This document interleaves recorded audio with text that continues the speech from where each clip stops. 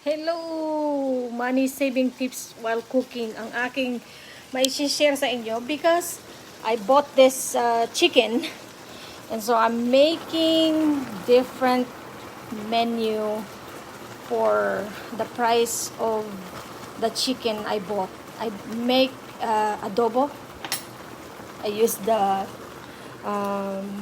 several pieces from the chicken I bought and para walang, ay nako, nasunog. I'm trying to show that I'm making a chicharon out of the oh, out of the nagkasunog. Teka. I was about to share that I am making the chicken adobo and I use the chicken skin to make it into a chicharon. I just covered it and now it burned. So right now I'm making chicken adobo out of the 1/4 of the chicken I am making. Hello, Iris Paxson. And as you know, my chicken adobo's ingredients, of course, I added salt. I added this spring roll sauce, which is sweet chili spring roll sauce. I added curry powder, Indian curry powder. Added peppercorn and soy sauce is in this. I added soy sauce. That is just one of the recipe. I bought the chicken for like 97 cents a pound. And I am using this Silver Swan soy sauce. That's a soy sauce that I am using as a Filipino soy sauce. I bought the huge one because I use a lot of soy sauce while cooking. And as I said, this is that recipe. And a lot of garlic. That's the main ingredients of adobo. Lots of garlic. If you can put 2, the better. And you just put them together, mix them, salt, pepper, soy sauce, and a little vinegar. This is a gallon of vinegar, but you probably could just put at least a tablespoon of vinegar from this amount. This is about, I would say, 5 pounds of adobo. Oh, thank you so much for all the likes and the hearts. And this is 97 cents a pound, which is like, I bought this for $5 something. And I am going to make another recipe, which is chicken arroz caldo. The remaining part of the chicken, I saved some so I can make it into a soup. So I'm going to do that. But thank you, Gemma Davis. How are you? Gemma is now a YouTuber as well, my sister, all the way from Arizona. Ayan. This is my ingredients for my adobo. And you just let it simmer, let it cook until all the juices is done. And as you know, I added coconut milk into my adobo. So it will really look like and taste so rich if you add I have to look for my pantry for meron pa ba ako?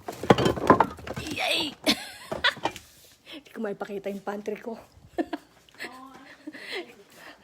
I'm going to add coconut milk. That's my secret for very rich chicken adobo. If you add coconut milk into your chicken adobo, it will really give a punch to the taste of your adobo. Hey. Hindi. So I'm going to add coconut milk into this one as I am cooking the adobo here, and arroz caldo in the other pot. I cannot show you anymore the chicken chicharron because it got burned.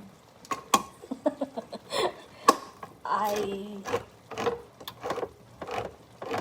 cook it real fast, and I just cover it. By the time I turn it on, it's burned. So this is the secret to this. Hello mga kababayan. Ito po ang aking chicken adobo with coconut milk. Yan. That is, I don't use the whole milk. The whole coconut milk. I just added probably 3/4 cup. Pero bakit ba? Gawin na natin 1 cup. Sasayangin ko pa yung. So save all. So a can of coconut milk would cost about $1.30 each. The chicken would cost you, let's say, $5, and all the other ingredients: salt, spring roll sauce. This is that sweet. It will give a tangy sweetness to your adobo. The Silver Swan soy sauce, and some vinegar. This is vinegar, a teaspoon of vinegar. And as I said, I added chicken curry. So it is all mixed together, and the garlic, mix in, mince it, and you have a perfect adobo. I will not tell you that the amount of salt and pepper you have to make, because it's up to you how you want to taste your adobo. But with the vinegar, I would say don't put a lot. Just put at least one tablespoon, or just less than a tablespoon of vinegar, and it would turn out to be really, really rich adobo. This one is turning out to be a good, rich tasting adobo. Yes, so for less than $6 you have a great meal, which is, this is a big pot, and I think there's about 7 pieces of chicken in there, 7 pieces of drumstick. But because I'm going to use the other part for my soup, I am going to share. See, I'm cooking in here, and I'm cooking in the other side.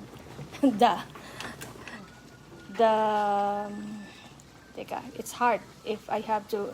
It turned burn already because I've been talking and cooking at the same time here. My mom said, cook the garlic, the ginger first. So I'm cooking the ginger first before the garlic. Hello, Mr. Jason Wong of Axel, our Asian leader here in Arizona. How are you? And here, my ginger. I'm adding the garlic.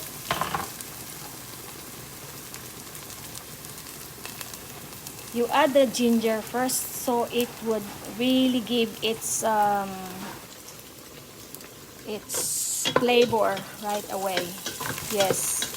Thank you for watching, Mr. Jason Wong. This is my money saving tip, because in less than $10 you'll be able to have this meal. So this is my chicken soup, chicken rice soup, because I love or how do you say that? Hannah, what do you call that in Chinese? The chicken noodle? Not noodle, chicken rice. Chicken and rice soup. In Philippines, we call it arroz caldo. Oh, that's in Spanish as well. Arroz means rice and caldo means chicken. So that's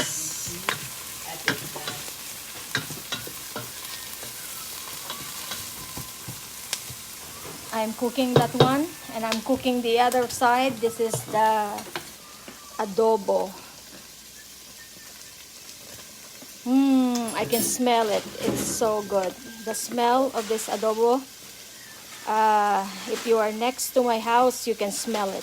But since you are watching it online, just imagine the taste of coconut, smell of coconut, and the smell of all the ingredients I mentioned earlier. Curry powder, soy sauce, sweet chili sauce, lots of garlic, and salt and pepper. That will give you some good vibes. And anything with coconut milk will really pop the flavor. So, ayan. Balik naman ako dito sa aking ginagawa na arroz caldo. So, that is my arroz caldo in one pot. I'm going to add the chicken and just let the chicken to turn a little brown. This is arroz caldo. What I'm sharing is a meal, 2 meals for $10. So here, the chicken adobo is almost over. It's almost ready because I can smell it, and I hope that you can try adobo. Chicken adobo is the easiest recipe you can ever make because it's just putting all the ingredients together and let it cook by itself, and the taste will be heavenly, especially with rice.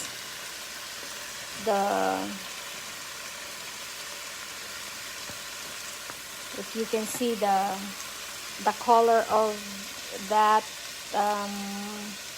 rich sauce, that shows you it is going to be really good tasting.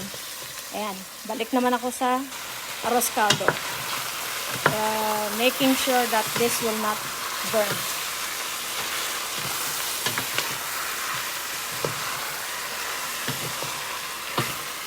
So for $10 you can actually feed a family and even give some to the neighbor, because at this time, this is the time that tightwad in you will be coming out, because money is tied to many families at this time.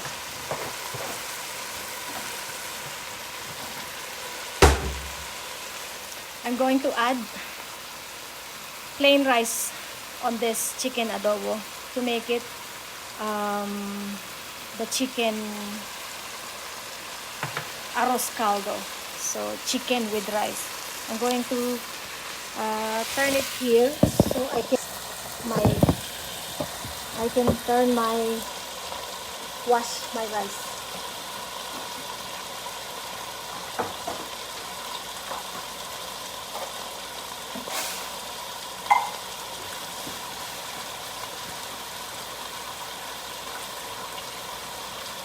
How are you doing? What are you cooking today?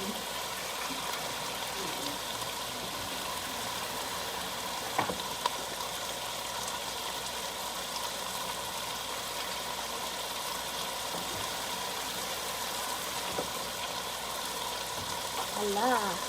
Thank you so much for watching my pot. Hello, Lani. How are you? Congratulations and happy 2020 graduates. Congratulations.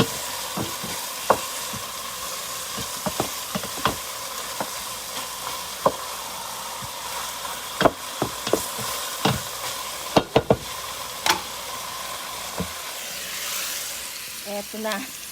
See, the chicken adobo, chicken arroz caldo is changing its color, and my chicken adobo is also changing its color. Smells, I can smell it in the house now. So, hello, Alison Castro. Thank you so much for coming. And ayan, the flavor of this chicken adobo is coming out. As you can see, it's no longer red. When you see that the inside of the chicken is not red, that's the time it shows it's cooked. And hello, Lani Williamas Patubo of PANS, Filipino-American National Historical Society, ang ating Arizona historian here, a great researcher, and you had to talk to Lani to hear and learn more about our history. Okay, ito naman ulit. Balik naman ako sa aking arroz caldo. Hello, Mami Elena Perez. Happy anniversary po. Congratulations. We're so proud of you and your family that you have created. Ayan. At isasama ko na ang aking wash rice. And ayan. Just add it. I just add it and thank you so much for joining me. I am sharing a tip on food budget that in less than $10 you can create recipe that will satisfy your craving. Yan. Here, I am making the chicken arroz caldo here. Chicken na arroz caldo pa. Chicken noodle, chicken rice soup, or arroz caldo in what we call in the Philippines. This is my favorite comfort food. The taste of ginger is very, very satisfying when you eat. And ginger is very good for your health, especially for your gut. And I'm going to add salt. I would say this may be about a tablespoon. And going back to my chicken adobo, I have actually turned it off. So it will be cooking from the heat of the pan or the stove. So ibalik ko muna sa inyo to show you I'm going to add peppercorn into this chicken adobo. Hello, how are you, Miss Elizabeth Q. Sapanta, ang ating Phoenix Phil-Am Lions roaring sister.